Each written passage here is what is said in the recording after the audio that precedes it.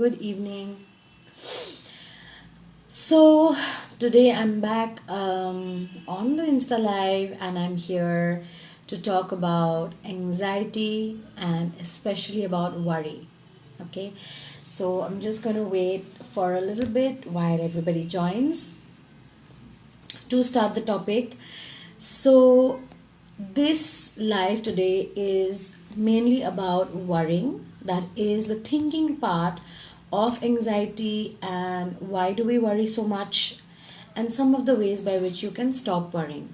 Okay, and the main reason for this is because not only have I personally experienced overthinking and worrying a lot about my future and my work and how am I showing up in front of people, the public. I've also helped so many people to sort of get over that and get support on it.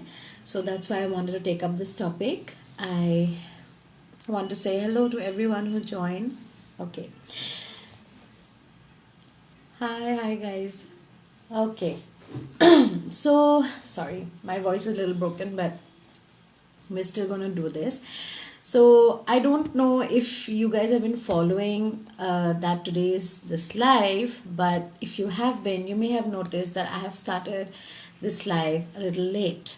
And why I did that is purposefully because a lot of the times I have had to stop and pause and sort of collect back my thoughts, gather myself, because I find myself rushing from appointment to appointment, rushing from place to place to make sure that I have all my commitments in place and that I am everything that I want to do is covered and everything gets completed. So I find myself doing that, and what happens is that somewhere, maybe I was not aware of it, but somewhere when I sat down to sort of reflect upon what this was, I noticed that it's about like things going wrong, that if I don't show up on time, it's wrong, or if I don't complete something that I started, it's wrong.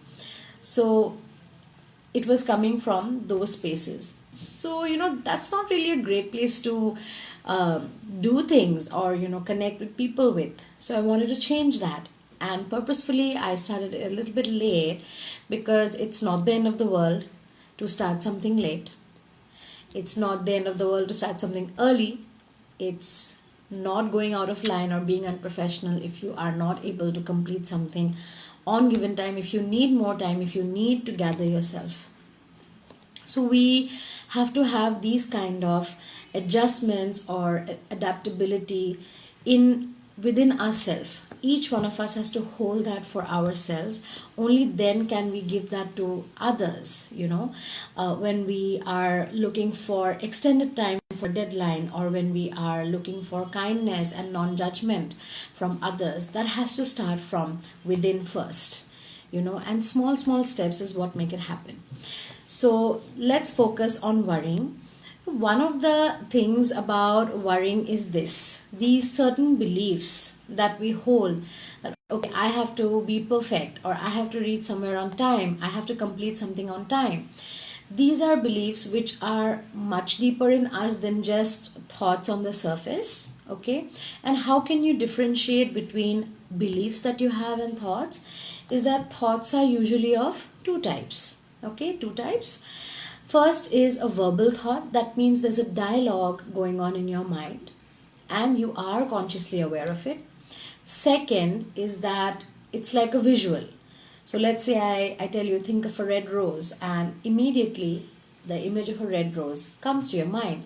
That is a visual thought. So these are thoughts that we are aware of. It's there in our conscious stream.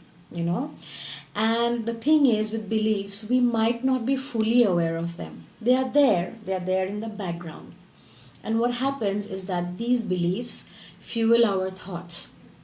So that means the type of beliefs that you hold will determine the type of thoughts you get. Okay, verbal or visual, or even both, and also the type of beliefs that you have will determine the intensity or frequency or or category of thoughts, positive, negative, 10 on 10 intensity, all day, every day thinking about a particular topic. So this is what becomes overthinking or worry or rumination, whatever word would suit the description for you. But it's about thoughts in your mind that won't really subside or won't really change their direction or course. So on an average, we get thousands and thousands of thoughts, But what happens with worry is that a particular kind of topic keeps playing on our mind. It could be about your health, it could be about your career, it could be about the getting the everyday tasks done, it could be about your job, anything, or your relationship.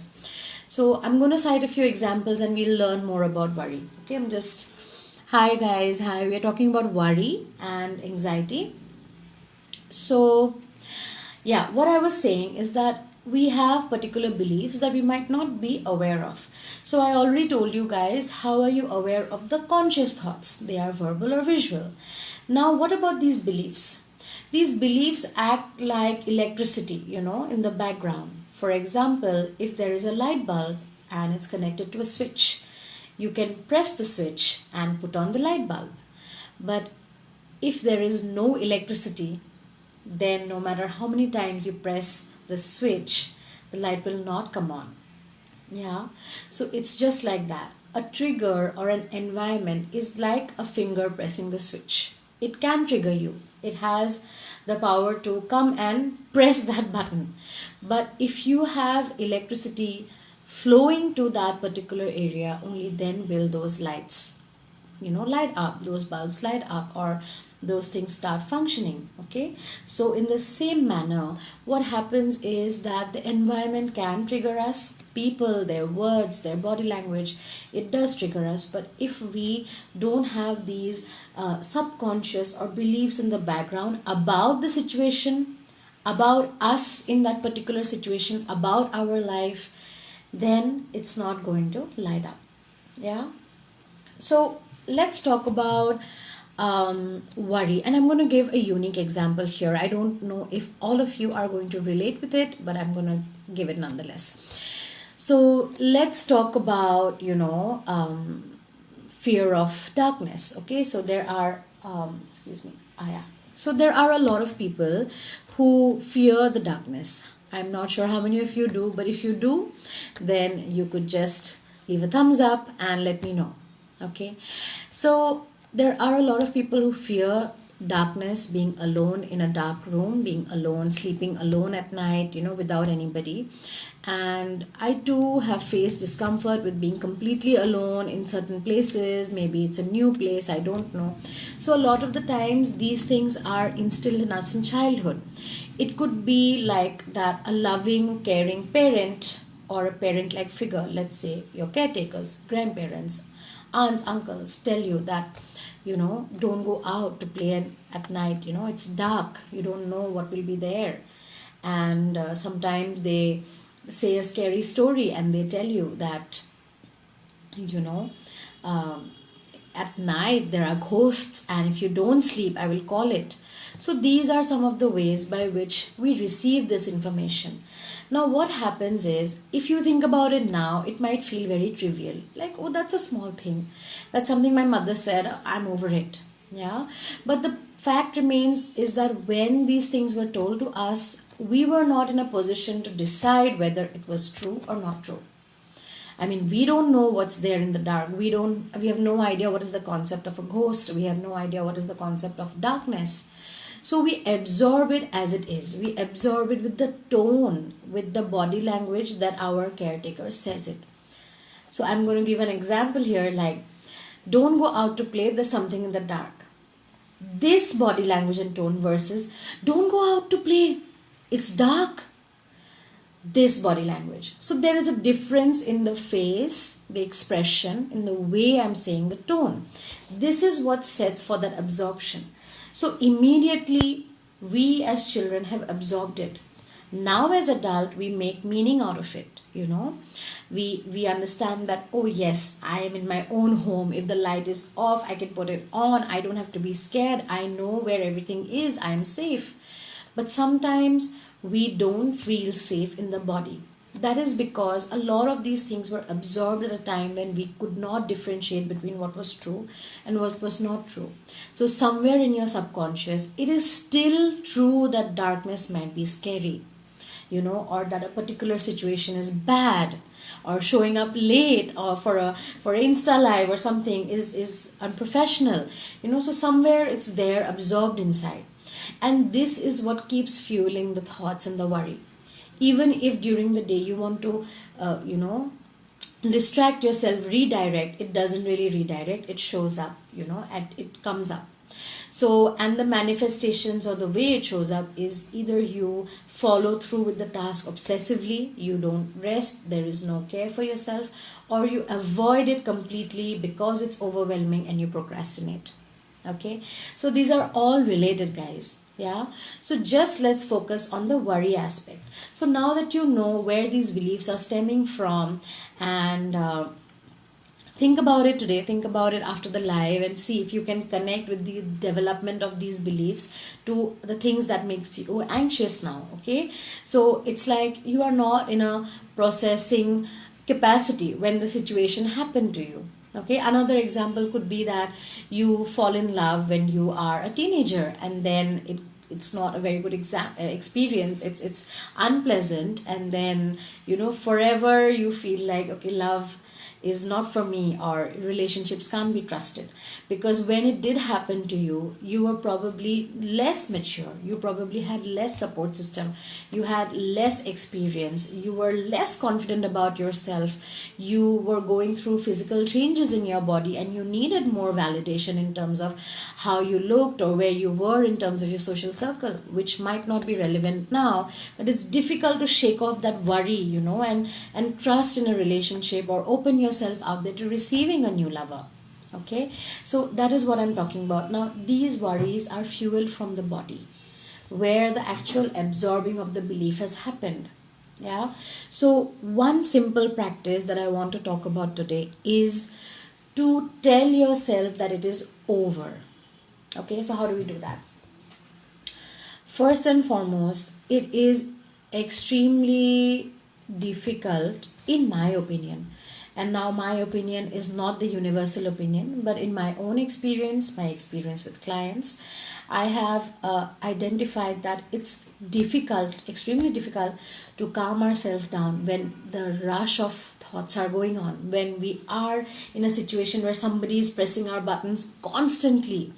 Okay, it's difficult to sort of gather yourself then. So please set an intention that this is something that I want to solve. I no longer want to be scared of relationships, or I no longer want to be scared of the dark. I no longer want to worry this way. I no longer want to procrastinate. Set an intention every day for it, whatever it is that you want to overcome. Because when you set an intention, it is not going to be in that moment when you're panicking. It's when you are at a much relaxed position. For example, let's say every day in the morning you get up, you freshen up, just sit down for 60 seconds, few deep breaths, and set an intention that I'm going to resolve this. Now, whether you take an action that day itself to resolve it, or do something to add to the resolution of your fear and anxiety, is not what is important.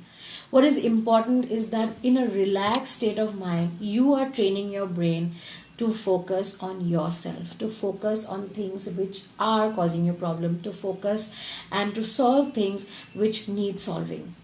Okay, number one. Number two is, when you do set an intention like this, in moments when you are calm, that is when you will be able to sort of come back to these thoughts and remind yourself that it's over. Okay, for example, I get up every morning and I make an intention that I'm going to solve this. I'm going to take a deep breath every time I'm overwhelmed. The moment you do feel overwhelmed, your brain reminds you, okay, time to take a deep breath. You are going to focus on this, time to do this, time to do that. It's like, how you set an alarm to wake up at 8 a.m. every morning, and then after a couple of days or even a week, you start noticing that you wake up at 8 even whether the alarm has gone off or not. So instead of saying something like you're not going to wake up, set multiple alarms, I want to tell you that if you start training yourself to do something, it happens automatically. So just set an intention, start with that.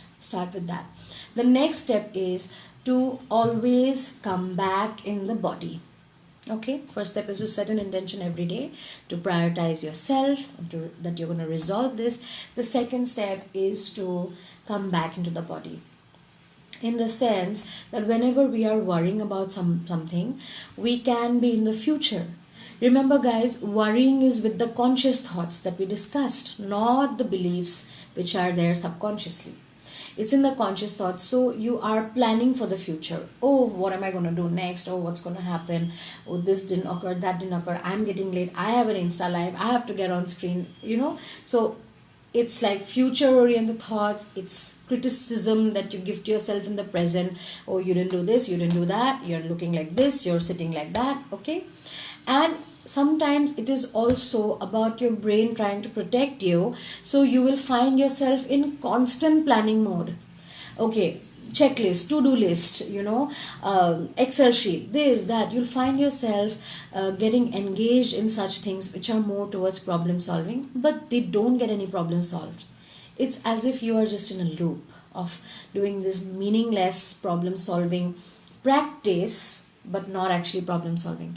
So that is what is happening. We are either in the future thinking about what's happening next, or we are criticizing ourselves, or both, or this, that being in a constant problem solving. So, but not actually problem solving. Please remember that you're in practicing different things that you think will solve, but you're not taking action. Okay, so this is what is happening with you. So when this is happening, you are operating from sort of here, this part of your body. Okay, let's say. So a lot of the times you may find yourself having shoulder pain, neck is cramped up, headaches, migraine, you will have strain in your eyes, you may wake up with a blocked nose, whether it's summer or winter or monsoon. So this part of your body gets affected, okay, from like the chest above. So in spiritual psychology we call it heart chakra, throat, okay, third eye and crown. So you're operating from this, yeah, which is a great place to operate from, but you are not in the rest of your body. Yeah, and when you're not in the rest of your body, you cannot really take action, because are you operating from your hands? Hands take action. Are you operating from your torso? Your entire torso, it moves, it takes action. Legs, no, you're not taking action. Okay, so we cannot take action when we are not in the body. One simple tool, I think I've shared it before also, is that you take a deep breath and you come back to the body. Yeah. The second focus that you could do is to sit with yourself, close your eyes so that you block out every other stimuli, and just focus on your stomach or wherever you feel the center is. And you're like, okay, I'm breathing, but I'm going to breathe from the stomach. Just breathe and bring all your focus to that center. Bring all your focus to that center. Recenter yourself.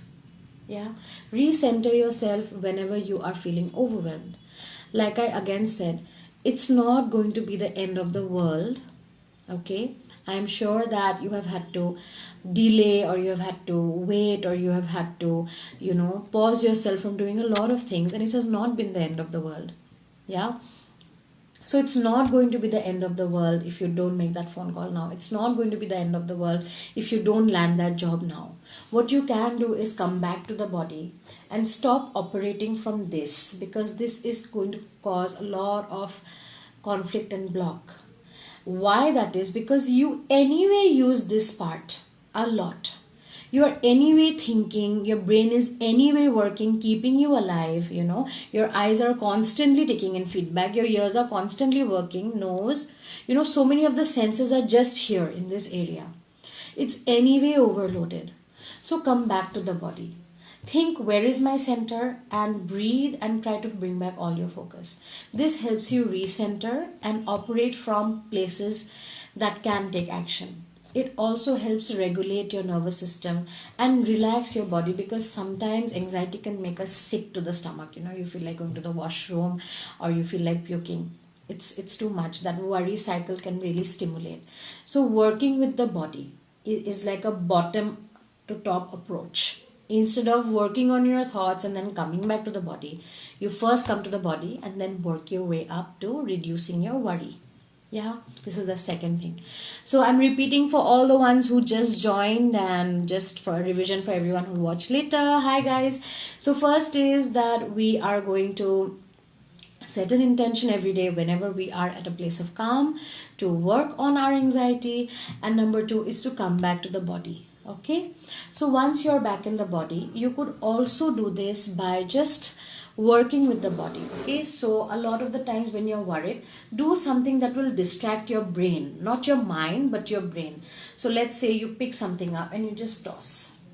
You're worried, but you just start tossing an object. Toss left to right. So since you're having to make a hand-eye coordination and you force it upon yourself, you forced a hand-eye coordination upon yourself, yeah, by tossing this, your brain will redirect you to this task. Okay, and once you feel like you're settled, take a deep breath, come back into the body. Okay, so this is really going to help you. All right, the third thing now is to sit and tell yourself that, okay, whatever are my worries about, they are over. Yeah, it's over. So this is related to things that trigger you and are connected to the past, as we spoke of.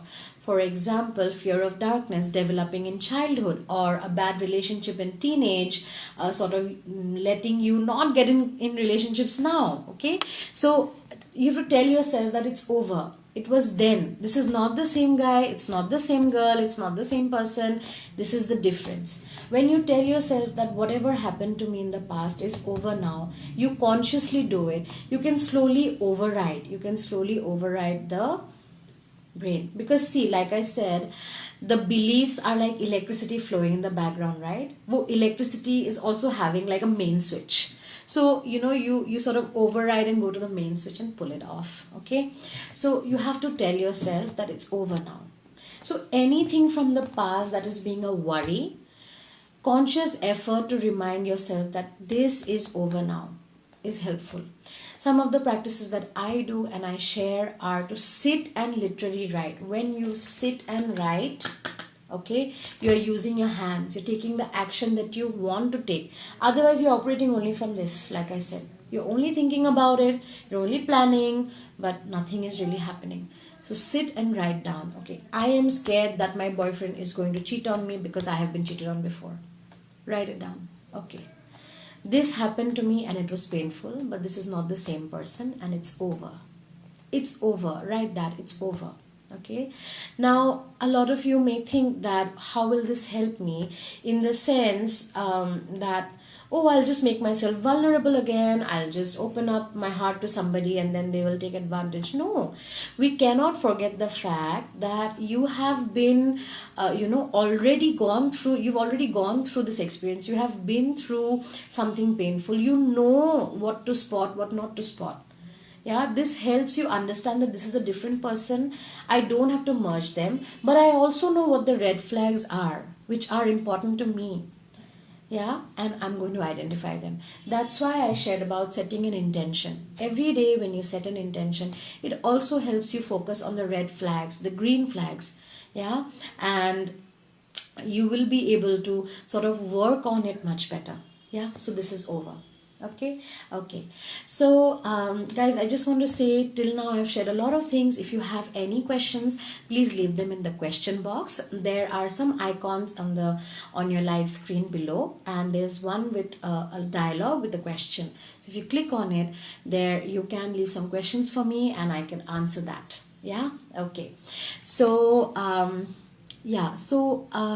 Ashu. Thank you so much. Thank you. I'm so glad this is helpful. So, okay. So now we've covered about things that are bothering us in the present that have developed in the past, no? So what about things, in the future? What about things that might not have happened to us in the past? Okay. For example, we have heard someone else's story I'm going to take an example here of health anxiety. We get a headache, or we feel a weird sensation in the body, and then you start feeling anxious. Oh, what's happening to me? Am I unwell? I've developed this pain. Could it mean something else? So a lot of the times this is also what happens to us, that the experience of something negative is fresh. It's in the present, it's now, or we hear it from someone else. It's vicarious, someone that we love, someone that we trust. We hear this story and we get scared that I hope this doesn't happen to me. Okay, again, one thing that I want to share here is a boundary setting exercise that you could do, so that you could understand that that is their story and this is my story. I don't have to merge it. What I can do is I could learn from it. Okay. So one way to set this boundary is to, again, now that you know how to come back to your body, breathing from or focusing from the center, sitting with yourself and closing your eyes. Yeah, I want you to visualize this person whose story you are scared of. Let's say they've gone through a terrible illness, or they've gone through a terrible divorce. They're going through, they've just lost their job. They've been kicked out by their boss, and you're scared that this might happen to you. So you visualize them, and you, in your mind, you tell them that you mean so much to me. I care about you. Yeah. And I'm here to support you. But I can't support you if I make your story mine. Okay. Your story is yours, mine is mine. And you just create that boundary. The moment you say it, it is a boundary feedback for your mind to absorb. Okay, so these are like ways of creating new beliefs for yourself, new beliefs that this other person's story doesn't have to be mine. I can set this boundary between us. Okay, so that is another way to stop worrying about someone else's story. And I think I mentioned like health related sensations in the body, like pains and aches. So sometimes the negative experiences in the present need a solution focused approach, that we need to identify a solution for it instead of worrying. Okay, so okay, when you do get a sensation, maybe in your body or somewhere in your system, you feel scared. What if this is something bad? And a lot of the times it prevents us from going to a doctor or a practitioner, because we don't want to hear bad news. Our ego and our brain is going to protect us. We don't really want to be examined and poked and prodded, and we don't want to get this kind of a sort of feedback, okay, that there is a diagnosis. Yeah. So the fear again probably is coming from someone else's story. What I mean is that maybe you've seen something in the media, you've seen a movie about it, you've seen a relative suffering from an illness, or you hear painful stories about the treatment process. Oh, surgery is so painful, this leads to this kind of treatment, it's so painful. We have to remember that these are again others' experiences, and we have to be solution focused so that we can protect ourselves in the right way, in the way that will actually protect us, by going to the physician and getting the precaution needed, or clarifying what the pain is all about. Yeah. So in times like this, again, you have to remind yourself that, okay, I'm getting scared to go to the doctor because I feel like I might get bad news. Yeah. Okay, so what all do I have with me to cope with this bad news? Okay, I have my friends, I have my husband, I have my accounts are ready, I have insurance, okay, I have all of these things. Okay, so when you have all your solutions in front of you, when you think of, okay, what are the solutions that I have, then you can take a deep breath, come back to your body, and maybe take the action to go get the pain checked, to go get the sensation diagnosed or checked. Yeah. So here again, I'm telling you to deliberately bring your thinking, instead of letting it go all over the place, bring it back to where you want it, to the solution that you want. Okay. By asking yourself specific questions. Number one, what are my resources? What all do I have to cope with this? What all support or strength do I have so that I can deal with it? So focusing on strength, support, etc. Okay, even if you feel like I have no one with me, even if you feel like I have no one that I can talk to, no one to take me, you could still have support in the form of your phone, in the form of being able to Google about this, in the form of being able to make a phone call and take an appointment, in the form of being able to pay for it, in the form of being able to book an Uber to take you to the doctor, in the form of being able to read about it, in the form of being able to go to the pharmacy, walk to the clinic. So there are endless resources that you do have, but we look at resources in a very limited way, just like we look at professionalism in a limited way, that if I come to this live late, I'm unprofessional, or if I fail in this exam, I'm a failure. Anxiety makes us catch on to big conclusions.